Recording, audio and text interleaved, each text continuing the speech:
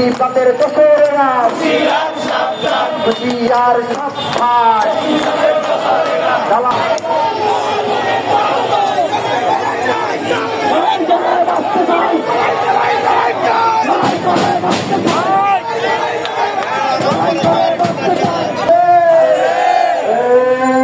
আমরা কি চাই? আমরা কি চাই? আমরা কি চাই? সবাই বাংলায় হবে না, বাংলায় হবে না,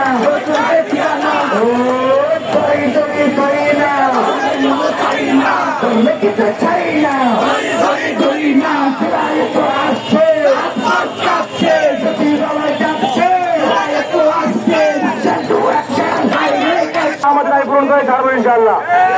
তবে কেউ অতিরিক্ত বাড়াবাড়ি করবেন না, কেউ উত্তেজিত হয়ে উগ্রতার পরিচয় দিবেন না।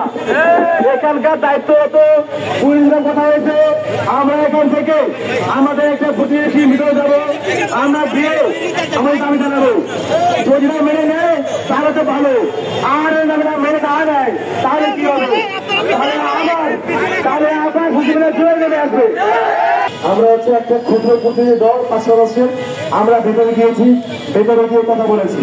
ভেতরে গিয়ে আমরা সেখানকার মন্ত্রী পরিষদের সচিব ডক্টর শেখ আব্দুল হোসেনের কথা বলেছি এবং তাকে হচ্ছে আমরা আমাদের দাবি করে জানিয়েছি পুনরায়।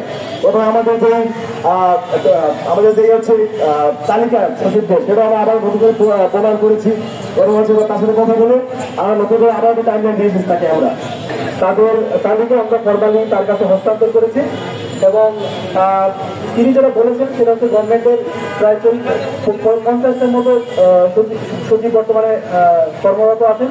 এই 5 আগস্টের পর থেকে 30-এরও অধিক সচিবের অপসারণ এখানে সম্ভব হয়েছে। আমরা এই বিষয়টা আমরা জানার চেষ্টা করবো কেন এখন পর্যন্ত রাজা আহসানের সামনে থেকে সে কাজ করছেন এবং সে ছাত্রদের অত্যন্ত দাঁড়িয়ে শপথ নেওয়ার পরে সে কিভাবে তিনি তাকে জায়গা দিচ্ছেন। দ্বিতীয়ত আছেন সালাউদ্দিন আহমেদ, অত্যন্ত প্রস্তাবনা সকলে ছিলেন। ছাত্রদের একটা আছেন আজিজ আলম এবং মোহাম্মদ সৈয়দ কবির খান।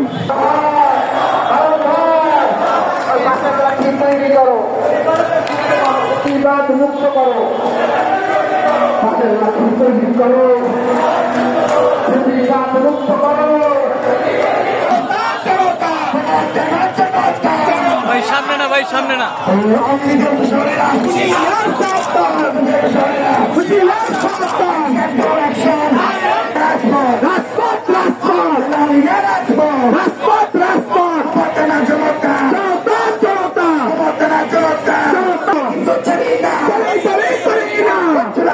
আসছে